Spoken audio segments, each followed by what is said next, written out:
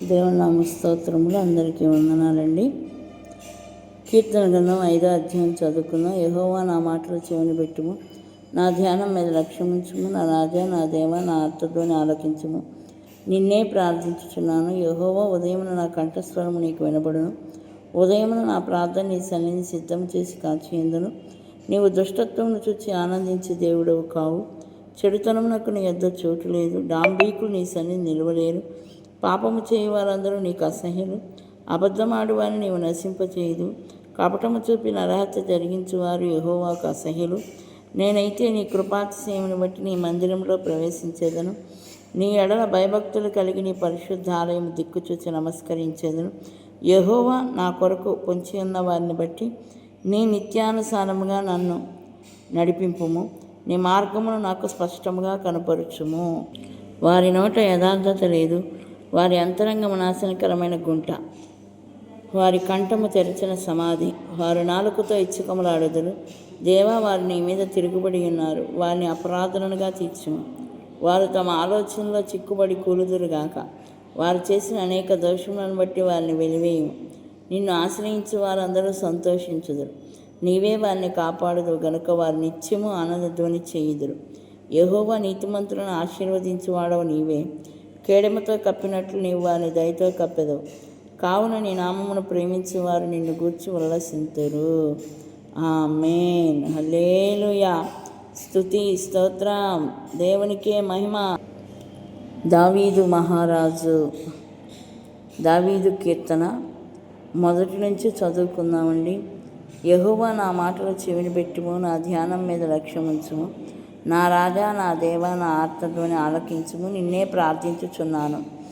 దావీదు ఎవరిని ప్రార్థిస్తున్నాడంటే అండి, దేవాది దేవుడైన యెహోవా దేవునిని ప్రార్థిస్తున్నాడు.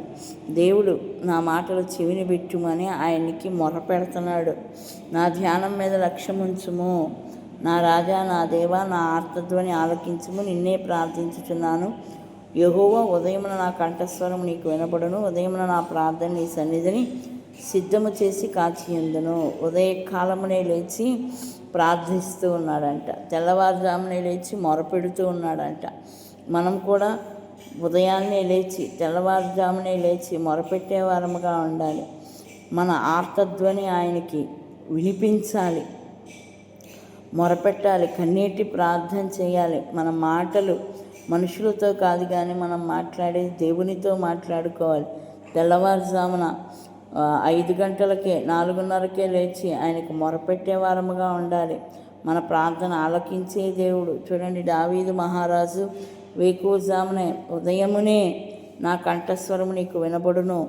ఉదయమున నా ప్రార్థన నీ సన్నిధిని సిద్ధము చేసి కాచియుందును.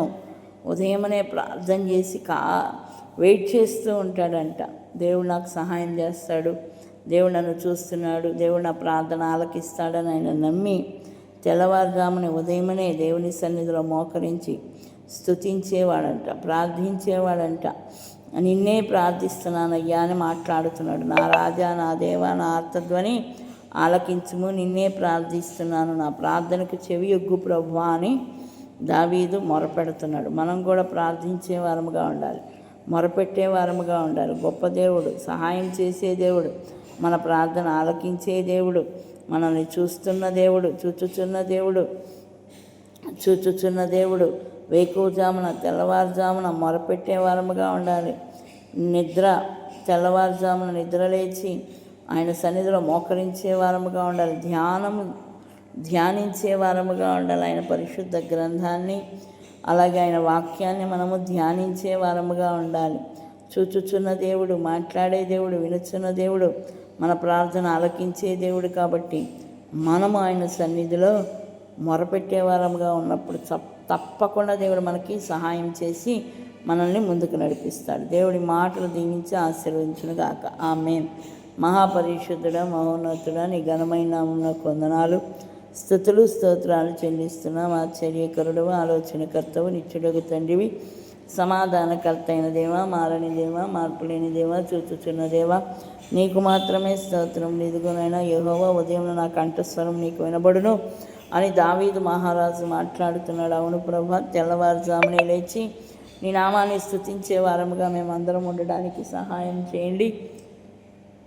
కృపామయుడవు దయామయుడవు అయిన యేసు, నీకు మాత్రమే స్తుతులు స్తోత్రాలు చెల్లిస్తున్నాం ప్రభా. నైనా ఈ రోజంతా మీరే మాకు తోడు నీడగా ఉండండి. వాక్యం విన్న ప్రతి ఒక్కరి హృదయములలో వాక్యం నిరంతరంగా ఫలించుటకు సహాయం చేయండి. కృప చూపించి ప్రతి ఒక్కరితో మాట్లాడండి, ప్రతి ఒక్కరిని దర్శించండి, ప్రతి ఒక్కరికి ఆరోగ్యాలు దయచేయండి. వారి అవసరతల అక్కర్లు మీరే తీర్చి ముందుకు నడిపించమని యేసుక్రీస్తు నామంలో అడిగి వేడుకొనుచున్నాం తండ్రి, ఆమేన్. పరలోకమందున్న మా తండ్రి, నీ నామం పరిశుద్ధపరచబడుగాక, నీ రాజ్యం వచ్చుగాక, నీ చిత్తం పరలోకమందు నెరవేరుచున్నట్లు భూమి యందును నెరవేరునుగాక. మా అనుదిన ఆహారం నేడు మాకు దయచేయము. మా రుణస్తులను మేము క్షమించి ఉన్న ప్రకారం మా రుణములను క్షమించు. మమ్మల్ని శోధనలోనికి తేక దుష్టు నుండి మమ్మల్ని తప్పించుము. రాజ్యం బలం మహిమయు నిరంతరం నీవై ఉన్నావు తండ్రి, ఆమేన్. యేసు రక్తమే జయం, శిలువ రక్తమే జయం.